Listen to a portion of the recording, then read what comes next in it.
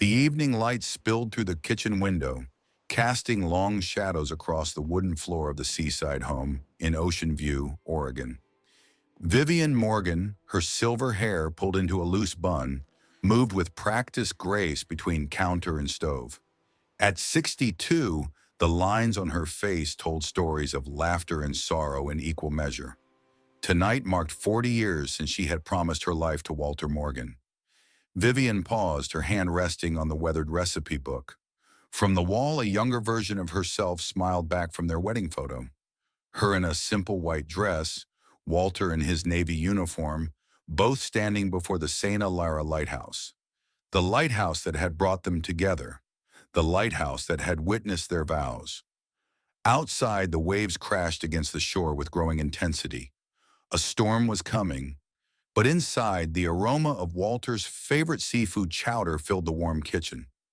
40 years together, and still she remembered exactly how he liked it.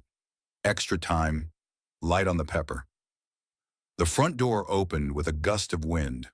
Walter stepped inside, his tall frame slightly stooped now at 65, but his blue eyes still held the same intensity that had captivated her 4 decades ago. His captain's hat hung loosely in his weathered hands. "Something smells like heaven," he said, crossing the kitchen to kiss her cheek. "Only the best for our anniversary," Vivian replied, her hand lingering on his arm. "Though I wish you weren't leaving tomorrow." Walter's gaze drifted toward the window. Beyond the glass panes, beyond their garden of sea roses and lavender, stood St. Ilara Lighthouse on its rocky promontory, its beams sweeping across the darkening horizon. "One last voyage," he said softly, "then retirement. For real this time." Vivian nodded, having heard this promise before, but something in his voice felt different. Final. They ate by candlelight, reminiscing about their first meeting. She, a young art teacher newly arrived in Ocean View. He, a promising sailor with dreams of captaining his own ship. The lighthouse had been their meeting place, their sanctuary. "Remember how you used to climb all those steps just to show me the sunset?" Vivian smiled, wineglass in hand. Walter's eyes crinkled. "And you'd bring your sketchbook, always trying to capture the light." He reached into his pocket. "I have something for you." The small velvet box revealed a silver pendant, intricately crafted in the shape of a key with a tiny sapphire embedded in its handle. "It's beautiful," Vivian whispered as he fastened it around her neck. "This is the key to our future," Walter said, his voice low and serious. "Keep it with you, always." Later, as they washed dishes side by side, a ritual unchanged by decades, Walter's demeanor shifted. The jovial reminiscing gave way to something heavier. "Viv, there's something not right at the company," he said, handing her a plate to dry. "Richard has been making decisions without consulting me. Shipments that don't match our manifest. Routes change without proper notification." Vivian set down her towel. Richard, Walter's younger brother by 7 years, had always lived in Walter's shadow at Morgan Shipping. His resentment had grown more palpable with each passing year. "What are you saying, Walter?" "I'm not sure yet, but I'm going to find out." His gaze was fixed on the lighthouse beam visible through the window. "That's why this voyage is so important. Can't it wait? Let someone else investigate." Walter shook his head. "It's my responsibility, my company, my brother." He took her hands in his. "I need to know the truth." Vivian felt a chill that had nothing to do with the gathering storm outside. Have you ever felt that sense of foreboding, that quiet voice warning you before tragedy strikes?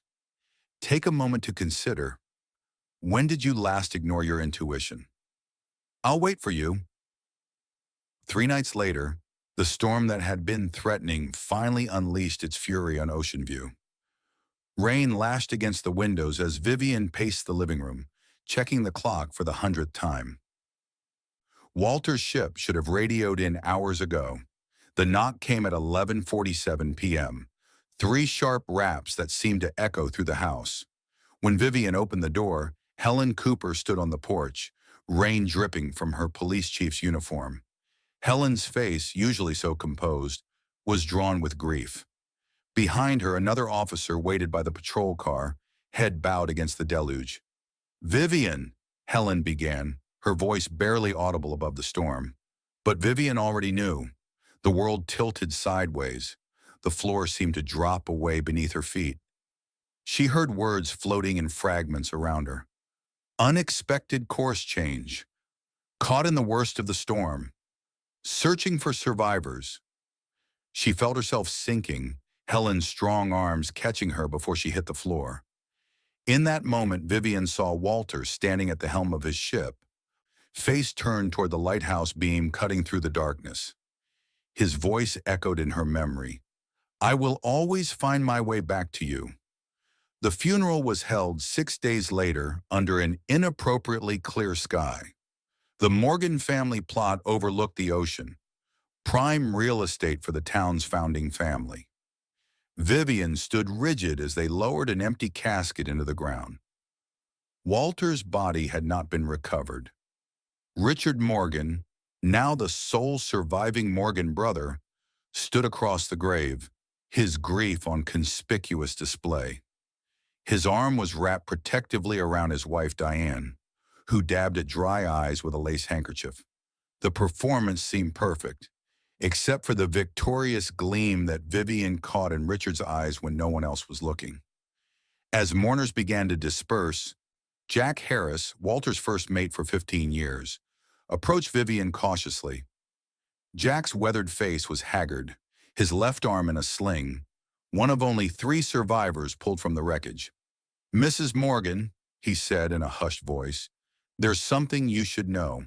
The captain—" He glanced nervously over his shoulder. He wouldn't have taken that route, not in that weather. Someone changed the course after we left port. Before Vivian could respond, Richard appeared beside them. "Jack, you should be resting," he said, clapping his good shoulder with false joviality. "Doctor's orders, remember. Let me drive you back to the hospital." Jack's eyes met Vivian's one last time, filled with unspoken warning, before Richard steered him away. That night, alone in the house that suddenly felt too large, too empty, Vivian pulled out Walter's sea chest. Among his belongings, she found his logbook and a folded nautical chart with strange markings that didn't match any of their previous discussions about his route. In the margin, written in Walter's precise handwriting, "Saint Alara holds the key." 2 weeks passed in a haze of grief.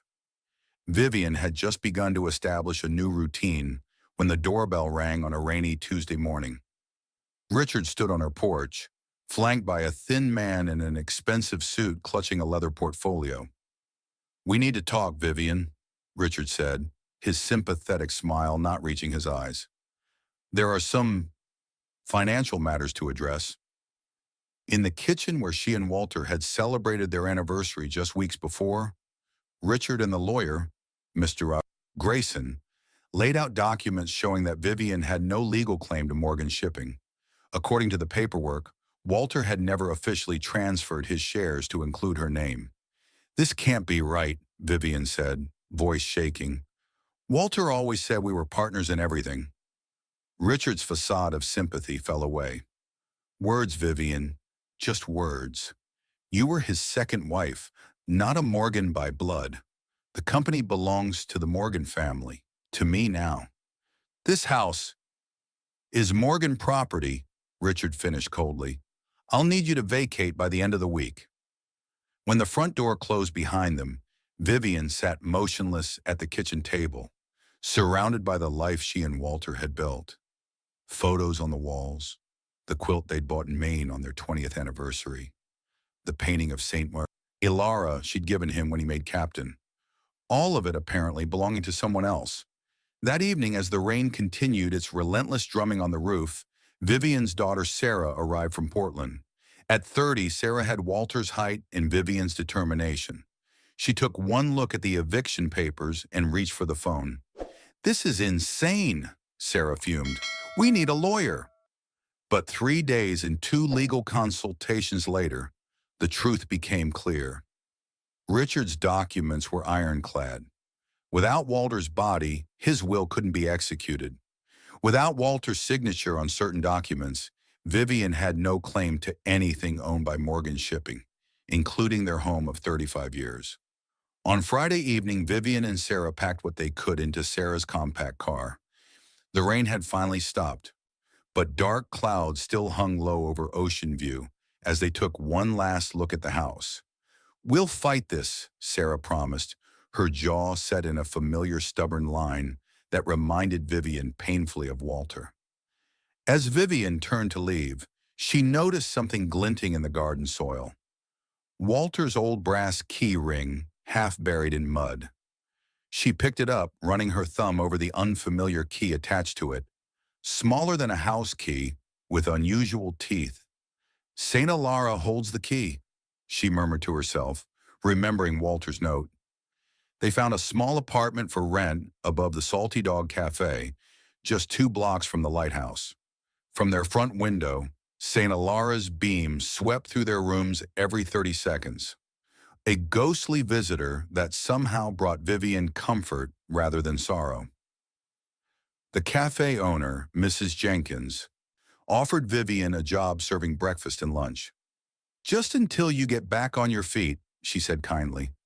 But they both knew that at 62, with no college degree and decades spent as a homemaker, Vivian's prospects were limited.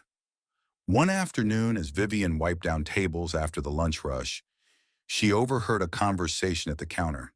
"Shame about the Lighthouse," a gruff local fisherman was saying. "Town council approved the sale. Developers want to tear it down, build some fancy resort." "St. Alara," Vivian interrupted, cloth frozen mid-swipe. "They're demolishing it?" "In 3 weeks," he confirmed. "Preservation Society tried to save it, but Richard Morgan made a compelling case for the economic benefits of a luxury hotel." That evening, Vivian stood at the base of the lighthouse, gazing up at the structure that had stood sentinel over Ocean View for nearly 150 years. The weathered stone seemed to pulse with memory and meaning. "What were you trying to tell me, Walter?" she whispered. "He was trying to save it." The voice startled Vivian. She turned to find an elderly woman watching her from a bench nearby.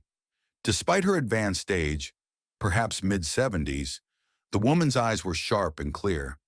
"I'm Martha Sullivan," she said. "I used to be the keeper here, before they automated everything." "Vivian Morgan, I know who you are," Martha interrupted gently. "Walter's wife. He spoke of you often when he visited." Vivian stepped closer. "Walter came here regularly?" Martha nodded. "For years, researching the lighthouse's history.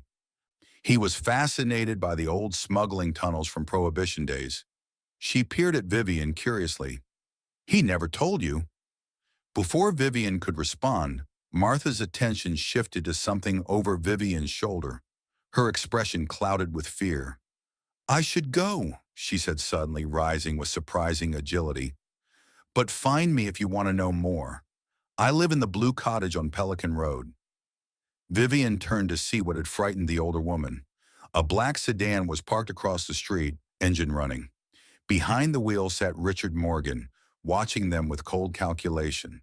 As Martha hurried away, Vivian instinctively reached for the key pendant Walter had given her. For the first time, she noticed tiny words engraved along its shaft. "Find the light. The Preservation Society's last-ditch effort to save St. Alara Lighthouse, manifested as a weekend cleanup event." Vivian volunteered immediately, ignoring Richard's black sedan that now seemed to appear wherever she went. "We're documenting everything before demolition," explained the Society's president, handing Vivian a clipboard. "Historical artifacts, architectural features, anything that might convince the Historical Commission to intervene." Vivian was assigned to the keeper's quarters, a small room at the base of the tower. Decades of neglect had left it dusty and forgotten, filled with broken furniture and moldering logbooks. As she carefully photographed each item, Vivian felt Walter's presence. Had he stood in this very spot searching for something? She ran her fingers along the stone walls, wondering what secrets they held. The pendant around her neck seemed to grow warm as she approached a section of wall that looked slightly different from the rest. The mortar was newer, the pattern of stones subtly altered. Vivian pressed against it gently, and to her astonishment, a section of the wall rotated inward, revealing a hidden alcove. Inside sat a small metal lockbox, covered in dust and cobwebs. Heart pounding, Vivian slipped the box into her tote bag and continued her documentation. That evening, alone in her apartment, with the lighthouse beam sweeping rhythmically through her living room, she examined her find. The box had no visible keyhole, only a small circular indentation on its lid. Vivian tried the key from Walter's ring. Too large. On impulse, she removed the pendant from around her neck. The tiny key fit perfectly into the indentation. And inside the box lay a stack of letters, all addressed to her in Walter's familiar handwriting, never sent. With trembling fingers, Vivian opened the first one, dated just 2 months before his death. My dearest Vivian, if you're reading this, something has gone wrong. I've discovered troubling activities within Morgan Shipping. Cargo manifests altered, shipping routes changed, substantial payments to offshore accounts. Richard has involved our family business in drug trafficking, using our legitimate operation as cover. I've been gathering evidence, but Richard suspects. I've hidden the proof where only you can find it. Remember our lighthouse?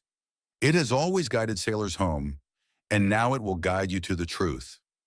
All my love, Walter. Vivian read through letter after letter, each revealing more details of Richard's operation and Walter's investigation. The final letter, dated just days before Walter's last voyage, contained a chilling revelation. Vivian, if I don't return from this voyage, it won't be an accident. Richard knows I've discovered too much. I'm bringing evidence that will expose everything, but I fear he's already taken steps to silence me. If the worst happens, find the keeper's chamber beneath St. Alara. The entrance is hidden in the old storage cellar. There's a strong box containing everything you'll need to reclaim what's ours and bring Richard to justice. Remember, when light meets shadow, truth emerges. You've always been my lighthouse, guiding me home. Now let St. Alara guide you. Forever yours, Walter. Vivian pressed the letter to her chest, tears streaming down her face. It wasn't grief now, but rage, pure and clarifying.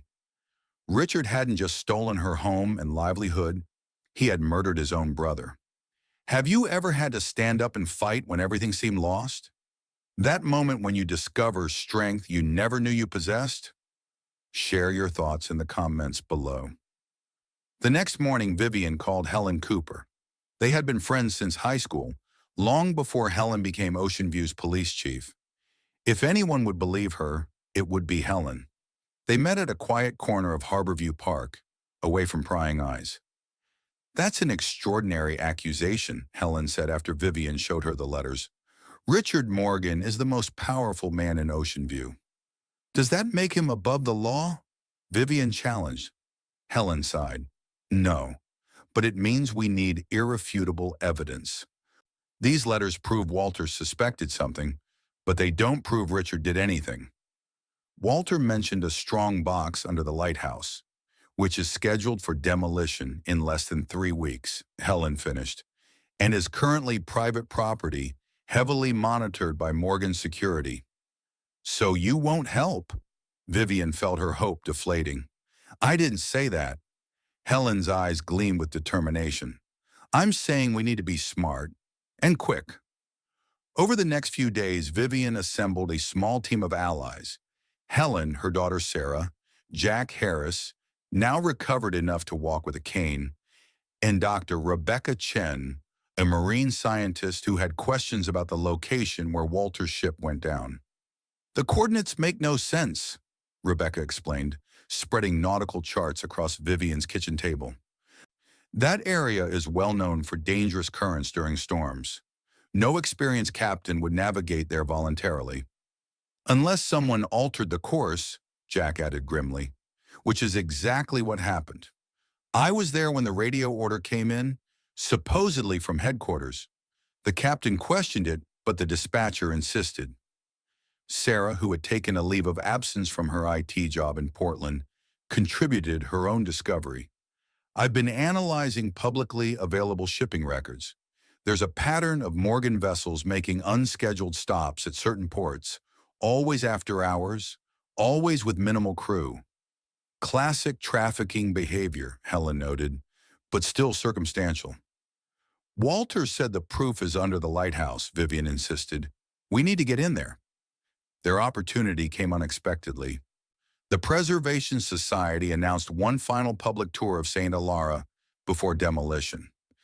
Richard Morgan himself would be present, a public relations move to soften his image as the man who sold the town's historic landmark. On the day of the tour, Vivian disguised herself with a wide-brimmed hat and sunglasses. While visitors clustered around the main exhibits, she slipped away to the basement storage area.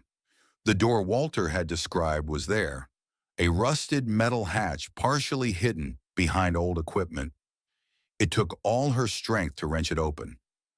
Below, a narrow stone staircase descended into darkness. Vivian clicked on her flashlight and began her descent.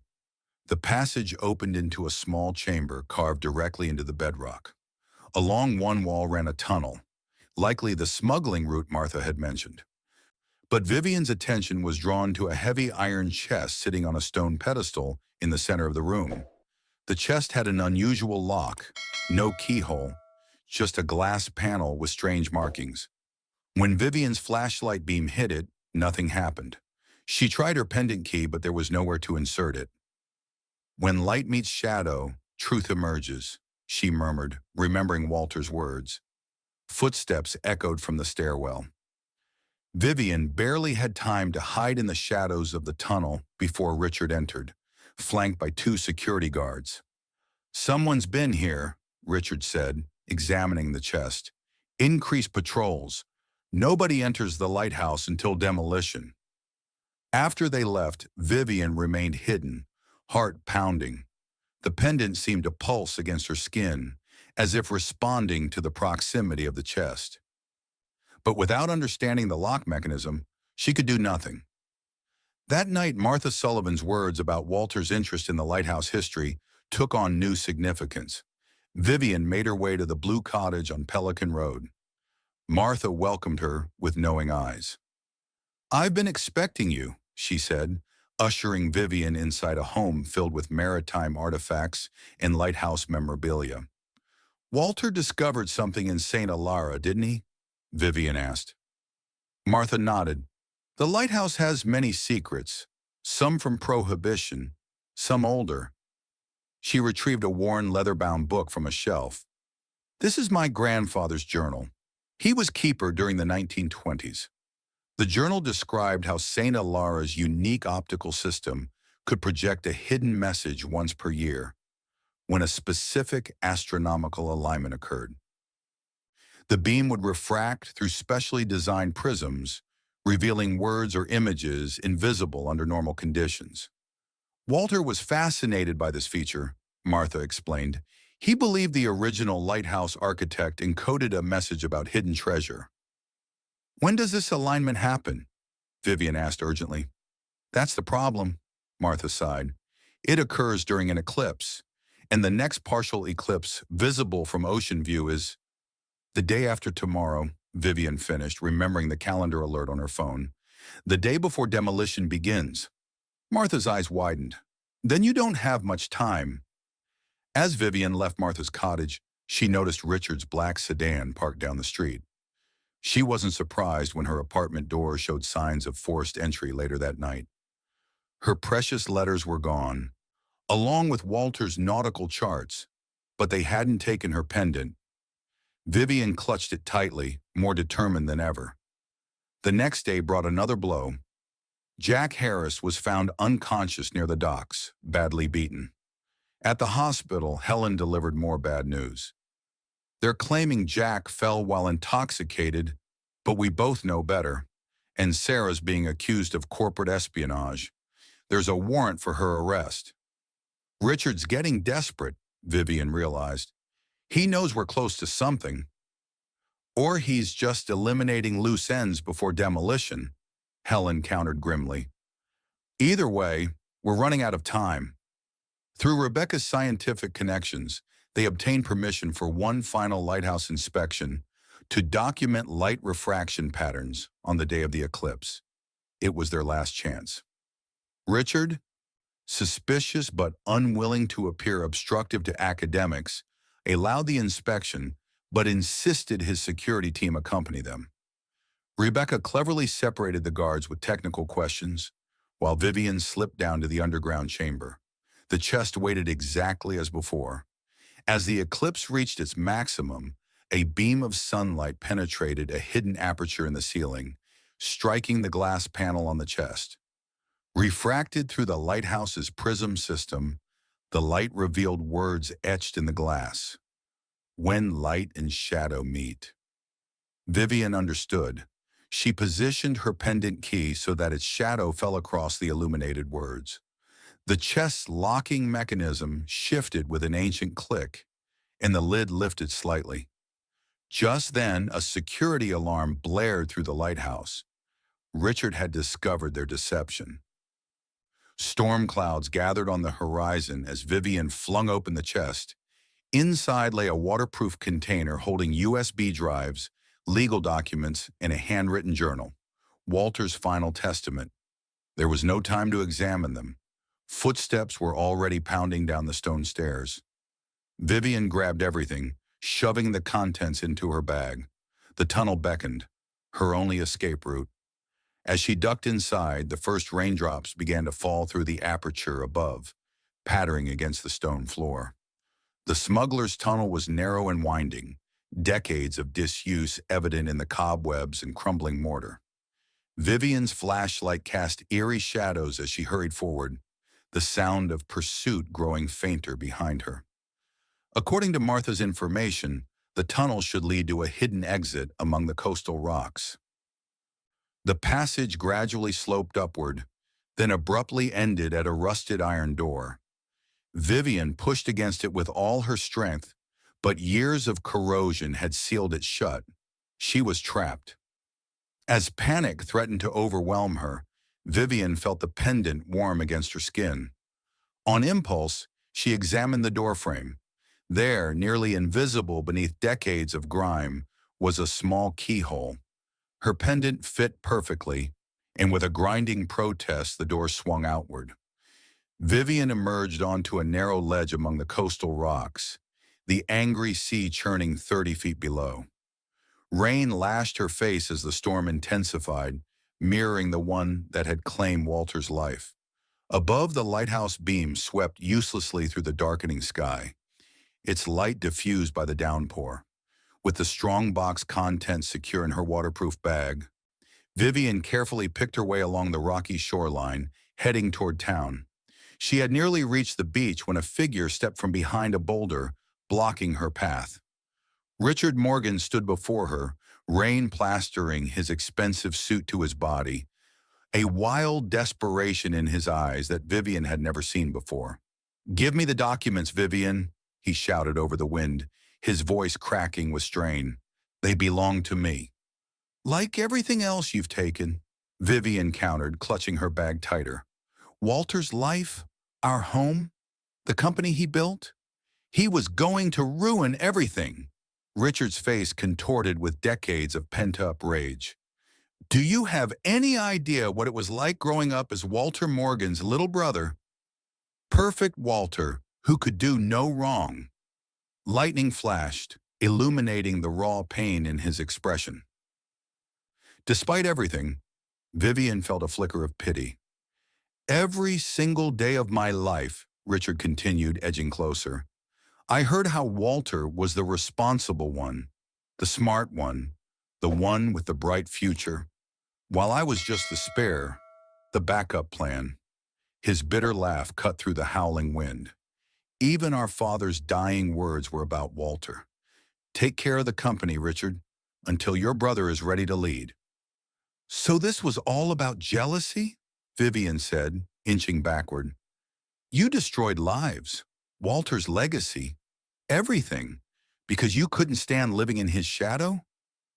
I built that company, Richard screamed, rainwater streaming down his face like tears.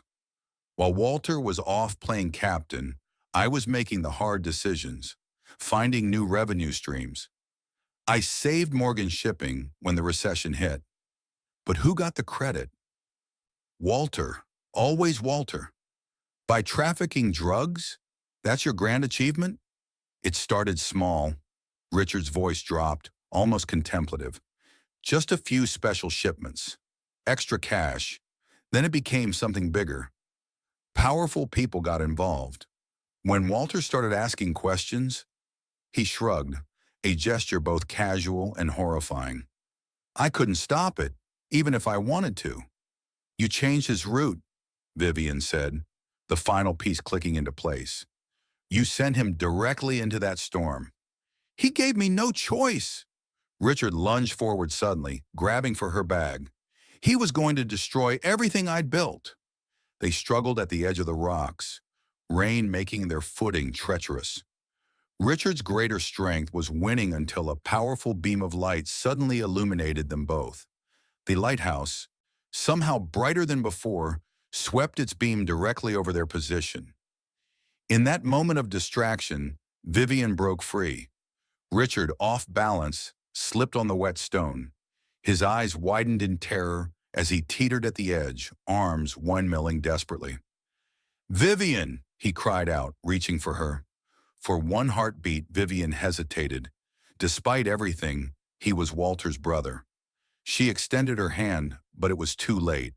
With a terrible cry, Richard plunged into the churning waters below. Vivian! Another voice called from further up the shore. Helen and Rebecca were picking their way toward her, powerful flashlights in hand. Behind them, several police officers scrambled over the rocks. He fell, Vivian said numbly as Helen reached her. Richard? He confessed to everything. The storm continued to rage as rescue workers searched for Richard. When they finally pulled him from the sea, he was barely conscious, hypothermic, and with a broken leg from the impact with the rocks.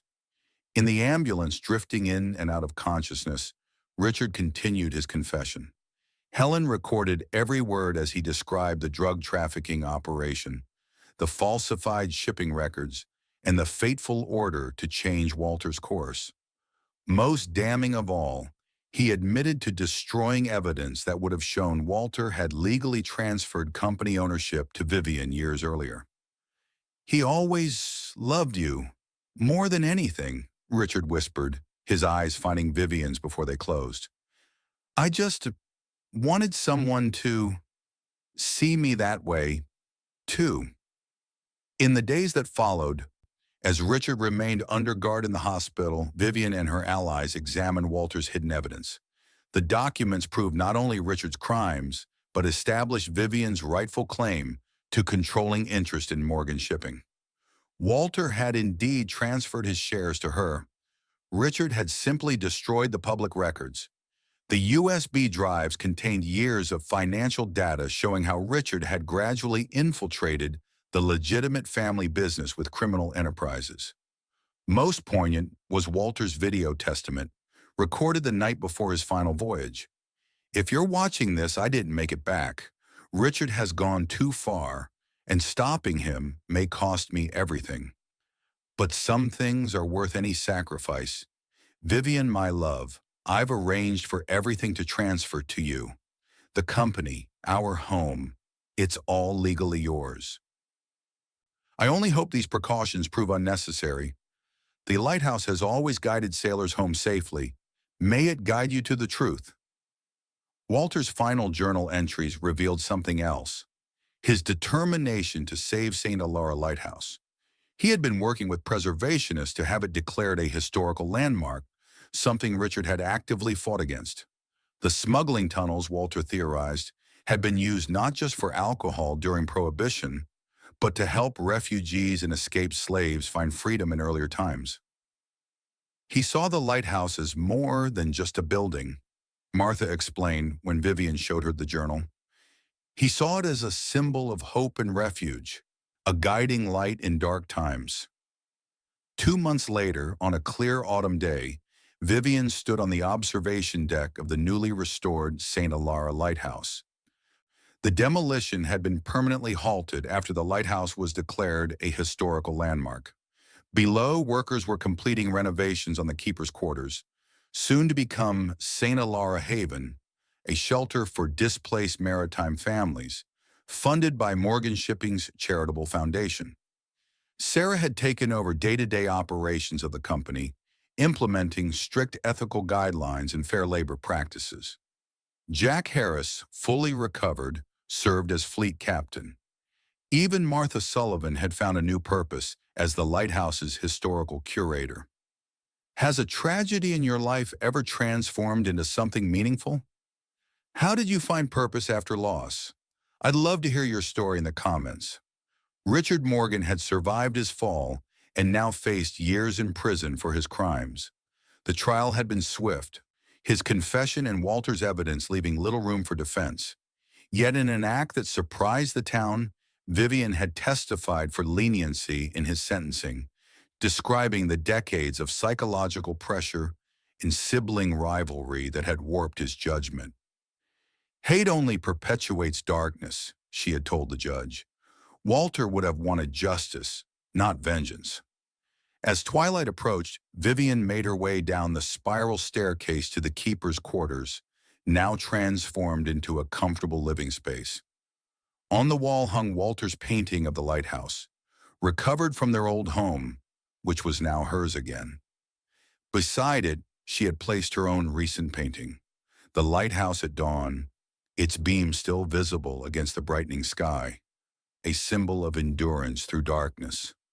From the mantelpiece, Walter smiled from their wedding photo, unchanged by time or tragedy. Vivian touched the pendant still hanging around her neck, no longer a key to a hidden box, but a reminder of the strength she had discovered within herself. A knock at the door announced Sarah's arrival for their weekly dinner. Behind her came Helen, Rebecca, Jack, and Martha, the unlikely family forged in crisis. The first residents arrived tomorrow, Sarah said, setting down a bottle of wine. 2 families from the fishing vessel that sank last month. Walter would be proud, Jack nodded, his weathered face softening.